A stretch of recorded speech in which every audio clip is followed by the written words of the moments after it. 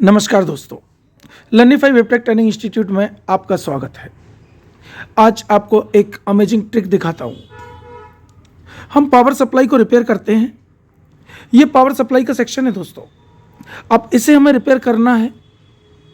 इसमें सबसे ज़्यादा खराब होने वाले पार्ट्स कौन कौन से हैं वो आपको दिखा देता हूँ।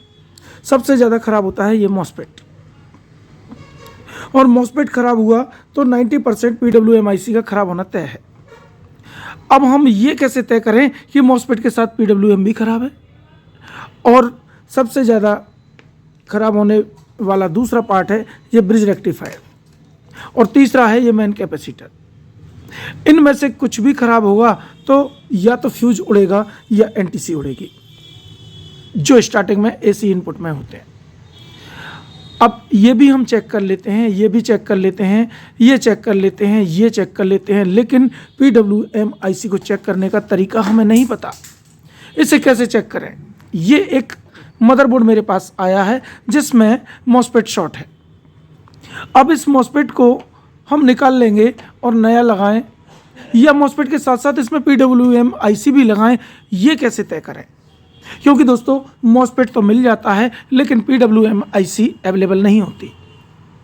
परेशानी ही परेशानी। इसे रिपेयर कैसे किया जाए, आज आपको इसे रिपेयर करने का तरीका बताता हूं। ये चेक कर लेते हैं क्या इसकी PWM-IC वास्तव में ख़राब है या नहीं, इसे बदला जाए या नहीं। आज आपको इसे चेक करने का एक अमेजिंग ट्रिक दे देता हूं, एक ऐसा ट्रिक जो आपने अभी तक नहीं देखा होगा। PWM-IC को बिना बदले हम कैसे तय करें कि ये खराब है। इसके लिए हमें पूरा सर्किट समझना होता है। PWM-IC का काम है इस मॉसफेट को स्विचिंग कराना। इसे स्विचिंग कैसे कराएगी? इस पर ये voltage up down up down up down करेगी तो ये स्विच करेगा वोल्टेज को। तो क्या इसे हम बिना बदले चेक कर सकते हैं ये खराब है या सही है? आज उसी का तरीका आपको देता हूं।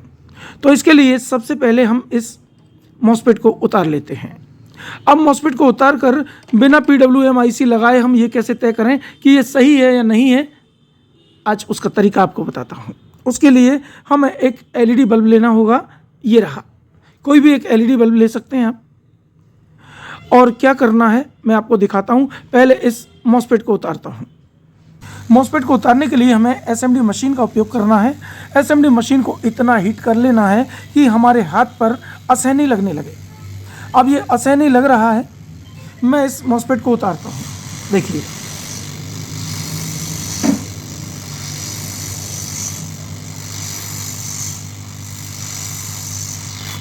ये मैंने मॉसफेट को उतार दिया। अब हमें एक स्पेशल टेस्टिंग करनी है, वो आपको बताता हूँ कि इससे हमें पता लग जाएगा इसका PWM-IC खराब है या नहीं है।